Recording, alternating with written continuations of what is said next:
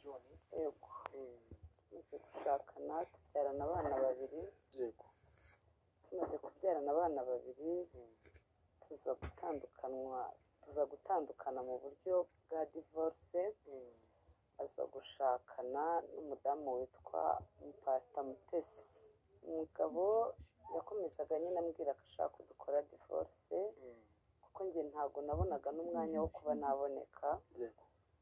Yego ampa isimbura mu by'isi kuko namubwiye ko uwo munsi ntari buboneke tujya gukora divorce ku Kamonyi. Yampaye 200,000.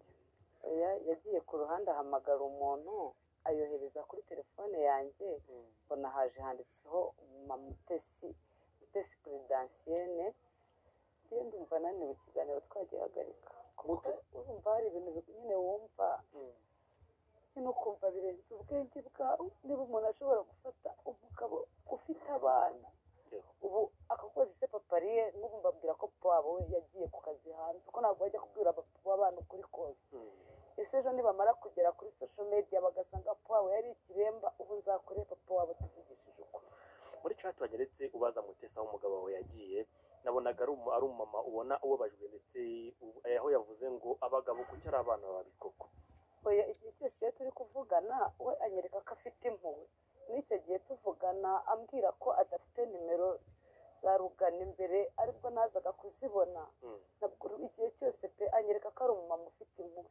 Ntabwo ajya anyereka wenda ibindi binapfa na Rugaba kuko hari ibindi bintu mba ndi kumubaza ndimo mubaza ko abana barimo barambaza papa wabo. Ariko mu by'ukuri icyo kuba ikiremba cyo kirandenze, kirandenze kuko urumva ntabwo ari njye birenze. Ariko tekereza nk'ubu mfitemo umwana w'umukobwa mfite n'umuhungu, n'uwo wundi wa Olivier ni umuhungu. Ese ari njyewe nzavuga ko papa w'abana ari uwuhe? Ese Olivier azavuga ko se ari uwuhe? Bavuga ko ari ikiremba. Umbabarire. Turabasuje mwese abadukurikiye kuri Nkindi Family TV Show. Wowe wakoze subscribe uri umuntu w'agaciro, uri ingenzi kuri twebwe. Nawe utarayikora aho uherereye hose ndagusuhuje, waba uri mu majyepfo, mu majyaruguru, iburasirazuba n'iburengerazuba, mu mujyi wa Kigali, tutibagiwe n'intara ya 6 ya diaspora. Umuntu wese wumva ururimi rw'ikinyarwanda ahawe ikaze muri iki kiganiro. Uyu munsi rero tugiye kuvuga kuki. Hari umuntu akwirukaho, yabona umusize agakomeza agakataza, yabona umusize akabwiramo imbere bakamutegera imitego, bikarangira kugezeho uko byamera kose. Uyu munsi hari inshuti twagiye tugira mu buzima bwacu, tuzi ko ari inshuti, kumbe ari za maneko zitugendaho kuri buri kintu cyose. Wakora ikintu cyose wamana akabazi ngo wagikoze ukakimubwira nk'umurantira nk'inshuti, ariko we noneho yaramaze kuguhararukwa cyangwa se afite ikintu cyamuzanye mu buzima bwawe. Niko nshaka kuvuga ku muntu bita Claude, bajya bita pasiteri. Uretse ko kuba pasiteri njyewe nta bupasiteri namuhuriya, cyakora namugira umupasiteri w'imihanda, ntabwo iyi mihanda ya YouTube, ariko ntabwo ari umupasiteri ku bakristo, ku bantu basenga, bazi amahame y'itorero, bazi amahame y'umukristo, noneho byongeye ukagerekaho ngo ni pasiteri. Iryo zina pasiteri rigira umuntu akarigendera akanarikoreraho ibyo rishinzwe, ariko hari uwitwa pasiteri nka Bizimungu. Se we burinje amagoti. Rero hari abantu twagiye twikururira mu buzima bwacu, ari bo uyu munsi bari kudusenya. Nk'uko Pastor Mutesi yabivugaga, avuga ati hari ibyumba umuntu aba agomba kugira mu buzima bwe utagomba gufungurira abandi bantu. Ariko twebwe abo turiga, ariko ntago dufata. Nawe nubwo yabivuze bwose, ariko ntago yabyubahirije. Ukuvuga ngo yafashe Pastor Claude yafashe Mutesi amwigiraho indyarya imwe mbi y'indyamirizi. Hanyuma icyo yashakaga kugeraho uyu munsi nibwo arimo arakigeraho. Njyewe nabonye ibiganiro byinshi, abagore benshi bavuga kuri Pastor Mutesi, mbona YouTube channel kwa Claude, ngira ngo Claude yagarutse mu murongo, wenda yiyunze na Pastor Mutesi, ariko uyu munsi babonye ibitero bagiye bategura bidashyitsweho, agiye kuzana umugore w'umugabo wa Pastor Mutesi batandukanye muri 2018. Umva icyo kintu. Umugore wari utunzwe n'umugabo washatse Pastor Mutesi. Uwo mugore ubwo niwe mukuru kuri Pastor Mutesi ubwo kuri uwo mugabo. Uretse ko numvisha atari mukuru ko yanashatse afite undi umwana mukuru. Ubwo umugore mukuru ubwo n'umugore wa kabiri w'umugabo bita Rugana Intwari wigeze atunga Pastor Mutesi. Wigeze abana na Pastor Mutesi ariko ubu baratandukanye. Noneho umva abantu batandukanye mu 2018. Uvuga ngo divorce ya Rugana Intwari John na Ariete Mutesi batandukanye mu 2018. None uyu munsi Pastor Mutesi afite ubukwe. Bamaze kumenya ko Pastor Mutesi agiye gukora ubukwe, nibwo bari kujya bazana abo bagore bose batunzwe n'umugabo ngo yatwaye abagabo. Turaje tubyinjiremo, mumfashe mukore subscribe, murayikinge, mutere comment. Iki kiganiro nukurikira bakiza ndi kubyiyumvamo, kuko njyewe mu bintu nanga sinjya shyigikira amafuti. Nubwo umuntu yaza akarira amaraso uri mu mafuti, nge ntago njya ngushyigikira. Sinita ku marira yawe, nakibaza icyayateye, ariko ntago nakita ku marira y'umuntu uri kurira amarira nk'ay'ingona. Nyine mu myaka Pastor Mutesi amaze kuri social media, mu myaka tumuziho 2018, 2019, 2020, tumuzi kuri social media. Ni wigeze uza bagumaga babara ngo abagabo batandukanye na Mutesi, bakabara ngo harimo Ntaganda ari we papa w'abana ba Mutesi, harimo Rugana Intwari bavugaga Rugano gusa, nta wundi mugore wenda ndabona uza ko na murumuna wa Eliane wavuze ko Pastor Mutesi yaragiye kumutwarira umugabo. Ibyo nakemera by'ukuri wenda nk'icyo cyo kuvuga ngo murumuna wa Eliane, kuko byaje mbere igiye kuri social media. Ariko uyu munsi wa none umugore wa Rugano mukuru wadivorushije n'umugore we, Rugano yadivorushije n'umugore we, arahindukira ajya gukora ubukwe na Pastor Mutesi. Barabana babana mu nzu. Urumva? Ni wigeze uza kuri YouTube uvuge ngo mfite, kandi si uko Pastor Mutesi yarakunzwe n'abanyamihanda. Tuzi ibitendo byinshi byagiye bimutambukaho bikamusiga ahagaze. Tuzi amagambo menshi yamuvuzwe, tuzi ibitutsi yatutswe, tuzi amabuye yateraguwe.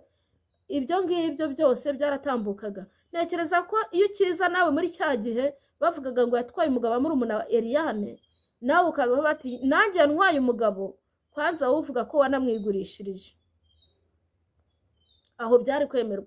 Ariko uyu munsi wa none ni igiki kikuzanye kuri social media kuvuga ngo Pastor Mutesi yagutwaye umugabo, kuvuga ngo Pastor Mutesi umugabo wawe yaramujugunye ntago uzaho yamutaye?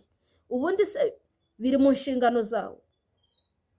None se uri kuza kuri social media ngo baca imanza, baragenza ibyaha hano kuri YouTube uje kubivugaho? Ni iki biri bugufashe? Ahubwo wagiye uricara upangana Claude ati duturitse igisasu, ati Pastor Mutesi ntabwo content igomba kurangira ubu ngubu, ati biracyaza, n'ejo bundi tuzabona abandi. Mumaze kuza muri abagore babiri. Haje Sandrine avuga ko bamutwariye umugabo, haje na Ariete nawe avuga ko Pastor Mutesi yamutwariye umugabo. Uyu munsi wa none uri kuburana n'umugabo, uri kuburana na Mutesi kuko umugabo wawe akiri mu nzu ye. Niba baradivorushije uribwa ngo ukarira rwose n'amarira menshi, wipfuna wigira ute ngo uri kuvuga ngo Pastor Mutesi ngo yakuvugiye umugabo. Agiye yaba umugabo kubera ko mutakibana se? Ko wivugiye ubwawe ko mwatandukanye mumaze imyaka 2 mutabana mu buriri? Siko wavuze ngo mwatandukanye mumaze imyaka 2 mutabana mu buriri. Icyo gihe mutabanaga mu buriri ko mwabanaga mu nzu, Pastor Mutesi yararaga iwawe? Mu by'ukuri kw'Imana nzima twabaye abanyarwanda bashyitsi. Mise ninjira mu kiganiro uko byakabaye, ariko abantu tubatabonye inkuru yatambutse ku Ikaze TV no ku Rugendo TV reka mbabwire mu ncamake, njye nta mwaga nta mushiha mbafitiye, ndabatwikiye. Amazina y'umugore bita Mutesi Ariete, ni umugore wakoze divorce n'umugabo wa Pastor Mutesi, ni umugore wakoze divorce n'umugabo wa Pastor Mutesi wa kabiri bita Ruganintwari John. Iyo divorce ijya kuba ngo umugabo niwe wayisabye, ariko umugore akivugira yuko mu gihe bagiye gusanamo divorce bari bamaze imyaka 2 babana mu nzu ariko batararana, ngo bari barasezeranye mu rusengero rwa Jerusalem Holy Center mu murenge wa Nyaruherereye mu murenge bashyingiriwe mu murenge wa Nyarugenge, niho basezeraniye imbere y'amategeko. 2018 nibwo mwatandukanye. Igihe mwasezeraniye ntacyo tuzi, ariko 2018 nibwo mwatandukanye. Uyu munsi turi muri 2025, mwumve namwe mw'abanyarwanda mwe, imyaka 8 irashize umugore atazaho umugabo, imyaka 7 irashize umugore atazaho umugabo we ari, kandi noneho n'umugabo bari baramaze gutandukana. Icyari gisigaye cyabahuzaga kugira ngo umuvugishe nawe akuvugishe n'abana mwabyaranye. Hari naho bigera rero umugabo wakubyariye mumaze gutandukana, iby'abana ntiyirirwe abigiraho ikibazo, akanabihorera nabo ntanabavugishe, cyane ko umugore mwatandukanye ikintu abagushakaho ni indezo y'abana, aba ari ukugira ngo umufashe kurera abana. Ikintu abagushakaho ni uguhabwa indezo, bino bita ngo indezo y'abana, uguhabwa ubufasha bufasha abana, bino bita ngo indezo y'abana. Uvuga ngo nkawe wa mudamu, ikintu cyari gisigaye kiguhuza na Ruganintwari ni ukumusaba ngo mpa school fees y'abanyeshuri, sibyo? Ni ikintu cyatunga abana. Hano mu rugo dufite ubushomeri, ni ibyo abagore batandukanye n'abagabo bahamagara abagabo bari kubabwira. Noneho nkibaza ko uri kujya warira uyu munsi ngo ko utazi aho papa w'abana ari, mu myaka yose irangiye. Pastor Mutesi avuga ko muri 2024 Pastor Mutesi yagize ibyago byo gufushwa ari fiance we Rusagara. Aravugwa kuri social media, aravugwa. Niwigeze uza ngo uvuge ngo apfushije Rusagara, ariko nanjye hari umugabo wanjye ise w'abana banje yajyanye, none sinzi ahantu aherereye, none ari kuguririra uwapfuye ejo bundi uwo yishe mbere tutamuzi. Kandi niko nkurikije uko nabonye ikiganiro muri kukiyobora, ni ugushaka kumushyiraho ko niba uwo mugabo atabonetse bakamushyiraho kese yuko yamwicishije. Bamwe bati yamwijyaniye Bugande avuga ko agiye kumuvuza. Pastor Claude ati yambwiye ko avuye kumuvuza Ibyumba, none agiye no kumuvuza Bugande. Atageze Buganda mutayo, arongera yigarukira mu Rwanda gusaba divorce ko umugabo yataye urugo. Mwabantu mwe, uretse ko muri injiji, muri nibihoni muri gushakira igihunyira mu gihuru kitahari. Mu by'ukuri wowe uwakubwira mu myaka 7 ishize utandukanye n'umugabo wawe, uvuga ko muherukana kuvugana 2021, uyu munsi hashize imyaka 4. Turi mu mwaka wa 4 urenda kurangira, sibyo? Niwigeze uza ku mbuga, niwigeze ujya muri RIB ngo utange ikirego uvuga ati ngewe mfite umugabo twakoze ubutane, ariko yemera ko azajya ampereza indezo y'abana, none uyu munsi nta kintu ari kumfasha. Kandi yajyanywe n'umugore witwa gutya na gutya, niwe uzi ahantu yaba aherereye. Ibyo bintu waricaye uraceceka, nawe ugeze utubwira yuko wabashije kubivuga. Wariyicariye uratuza, niwigeze ushakisha. Ikindi, niwigeze uvuga abana ati mwebwe nk'abana banjye mujye mu nzego z'ubuyobozi. Dore Pastor Mutesi atuye Masaka, uvuga ko mbere yaratuye mu Miduha, mwajyaga muvugana atuye mu Miduha, none maze kubona nk'uko washatse nimero ye iba kuri WhatsApp ukamwandikira ukavuga ko atagusubije. Icyo mwapfanaga umwandikira ni umugabo wawe washakaga kumusubirana niki? Wagombaga kugenda ukavuga ati rero dore utuye hano Masaka, hari inzego bwite z'ubuyobozi bwa leta zihera mu mudugudu kwa Mutwarasibo, ukazamuka ukajya mu mudugudu, ukava mu mudugudu ukajya mu kagari, ukava mu kagari ukajya mu murenge, ukava mu murenge ukajya. Izo mpapuro zose uramutse uzifite ukagenda werekana wereka ubugenzacyaha ntekereza ko ubugenzacyaha bw'u Rwanda ni ukuri ubutabera buratangwa uko bukwiye, itegeko rirapurikwa, nta ruswa. Ntimugeze uvuga ati nagiye kurega aha n'aha banca ruswa niyo mpamvu ikirego cyanjye nje kugitambutsa kuri YouTube. Uyu munsi uri kurira amarira nkampfunira, upfunapfuna amarira urukwiriza n'ay'ingona umuntu ashyize mu gaciro ku myaka ishize utari kumwe n'umugabo wawe, wumva ko yatandukanye na Mutesi. Umunsi akubwira ko batandukanye akubwira ati njyewe twaratandukanye, ntekereza ko ari wowe wagakwiye kuba ufite nimero ye nkawe, ufite urwibutso rw'abana wamubyariye. Ati njyewe rero iyo mwibutse njya kuri Facebook nkandikamo gutya nkamubona nkabureba amafoto. Ati ariko wowe nk'umuntu mwabyaranye wagakwiye kuba ufite inimero yiwe, kuko hari ikikwibutsanya, hari ikiguhuza wowe nawe, kandi koko ntabwo yakubeshye. Wowe ufite abana baguhuza n'umugabo mwababyaranye, uko byamera kose, uko mwatandukana kose, DNA y'umugabo y'abana bawe baturuka muri DNA y'umugabo wawe Rugana Intwari. None uyu munsi uri kujya waza kurira ubonye ko Pastor Mutesi agiye asezeranye mu murenge. Eske watekereje ko yasezeranye na Rugana Intwari? Ikindi watubwiye ko wamugurishije amafaranga 200,000, wamuhaye divorce aguhaye amafaranga 200,000. None se ko 200,000 ari byo wari ukeneye bakabiguha, wagiraga ngo bigende gute? Yabaye make se uyu munsi wa none uri gushaka kongerera. Ikindi uvuga ko Pastor Mutesi yagutwaye umugabo akoresheje amafaranga, ndetse ngo niya telefone yaguriye umugabo wawe. Koko icyo ni ikintu wavuga imbere y'abantu ukumva nta bwenge dufite bwo gusesengura no kujora ibintu uri kuvuga? Nyine ujye wifatira izo njiji nka za Korode, urumva? Ariko ntukaze gushuka abantu bose, ntukaze gushuka abantu rwose. Harimo abantu dufite ubwenge butekereza.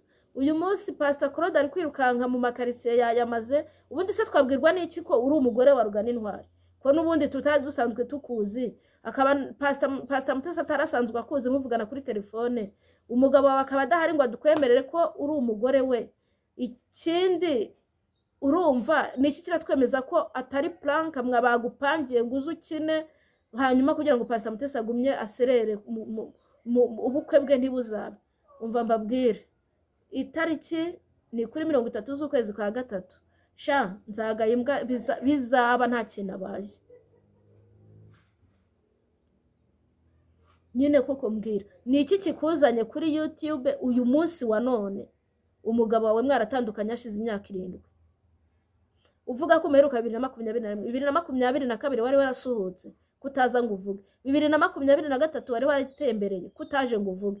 2024 Pastor Mutesi apfusha umukunzi we Rusagara kutaje ngo uvuge ati nubwo apfuye ariko hari n'undi wapfuye mbere na buri irengero natubwira ahantu yabaherereye. Uyu munsi Pastor Claude ari kugushuka ngo ngwino ku mbuga nkoranyambaga zirakota pe. Iyi mihanda irakota, iyi mihanda iranyereye. Yaguteka. Iyi mihanda iranyereye.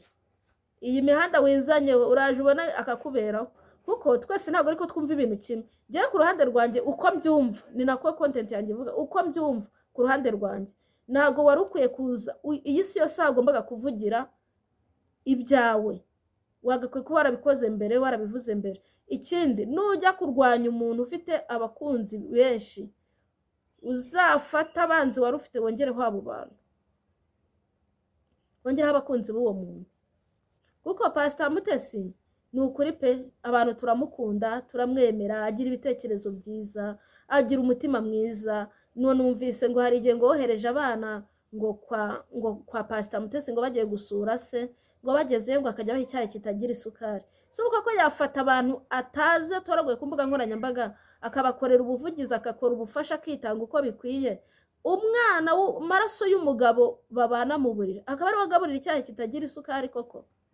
Use byibura banywaga ku cy'abandi bakumva harimo isukari, cyaba ari cyo kitagira isukari.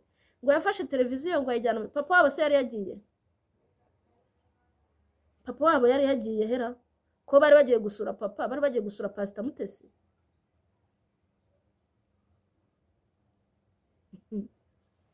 Sha abagore mujya munsetsa ngo yaguhaye 200,000 kugira ngo mutandukane, ngo wabuze umwanya wo kujya gusinya divorce, ahubwo nuko mvaga bitakurimo, cyangwa se wenda uri gushaka ibindi biguzi, ko nawe wawivugiye ko kugira ngo baguhe divorce wamubwiye ko nta mwanya ufite, akavuga ati ndaguye igisimbura mu byizi tigishyireho niho ndaza, wajya kubona ukara message uvuye kuri Pastor Mutesi y'200,000 arayiguhereje, arayaguhereje, uza gutekereza nyuma ati burya bya 200,000 Pastor Mutesi yampaga yari ari kubigura umugabo wanjye.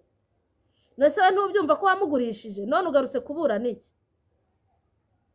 Uyu munsi wa none umugabo mutabyaranye, umugabo mutashakanye, umugabo wagutaye akagutana abana, mutagumanye mu rushako ngo nyine murera abana muri kumwe, uyu munsi uri kumukurikirana baramaze guhabwa divorce, ngo agira ati ukanarira amarira rwose y'ingona. Noneho ikintu cyasekeje ni ukuntu wageze ahantu bakubwira ngo bavuze ko umugabo wawe ngo ari ikiremba, yarwaye uburemba, ugaturi kukarira nyine ngo ndikurizwa nuko abana bazambaza ukuntu nababyaranye n'ikiremba. Uburwayi se umwana wawe ntabwo uzi kubusobanura ko uburwayi bubaho? Uburwayi nibubaho nushaka uri muzima no munsi wakora impanuka ukaba biparariza igice cyose ugasanga ubaye pararize. Uburwayi bubaho pe, uburwayi bubaho. Uzababwire ko papa wabo yarwaye nyine ariko mbere wababyaye atararwara, naho uyu munsi wowe niwe uri gutuma amateka yisubiramo. Abana uzatuma bamenya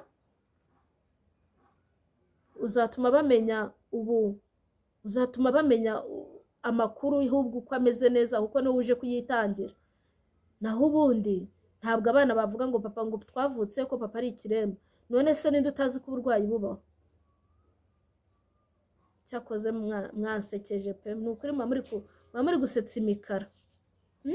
Ubwo Claude arakongobatse ati igihe cyo kuvuga ni iki ngiki. Ubu bukwe ko ndi kubona mu Bugera imihoro n'amashoka, nibuba muzakwirwa. Mwari muzi ko Pastor Mutesi azaguma ku mbuga iwabo, azaguma ku mbuga yipapa kanimama, atazigera abona umuntu babana. Mwaramuharabitse bishyira kera, muramukorera igitero bishyira kera. Uyu munsi mubonye abonye ubukwe ati ntiyakabubonye. Ese koro wowe ko wadivorushije, kuzi kuntu divorce iryana, kuzi kuntu kurera abana impara kubiri bibabaza, abana bakubaza ngo mama ari he cyangwa papa ari hehe. Ubu nk'ubu iyo ufashe agahinda wumva wo musonga wari ufite wamaze kuwikura, wabonye umugore nta kibazo, wasengeye n'abandi basigaye inyuma, n'Imana ikabatabara ukareka kubarwanya. Aho wahereye urwanya Pastor Mutesi ntabwo ubona ko ari umunyamugisha? Ngaho guri kujya gutoragura ngo bashiki b'umugabo wa runaka, ngaho ngo ugiye gutoragura barumuna b'umugabo wa runaka, ugiye gutoragura abasaza b'umugore wa runaka, baze bavuga ibintu byose. Ntabwo ibyo bintu ari byo, s'il vous plaît, ntabwo ibyo bintu ari byo. Mubeho mubanye, kandi indangagaciro z'umunyarwanda ntekereza ko uzizi, kuko uhora uvuga inzego bwite za leta ndazi kubizi. Indangagaciro z'umunyarwanda mukundane, mureke kuremerana ibicu. Nsoje ikiganiro cyanjye rero, ntabwo nashakaga kuvuga ibintu byinshi. Murakoze, murakagira Imana n'amafaranga. Mwibuke gukora subscribe, musharinga ibiganiro byacu, nimurangiza mubigeze ku bantu benshi. Ikiganiro nari mfite ndumva nagisoreza aha ngaha, ntabwo meze neza. Murakoze.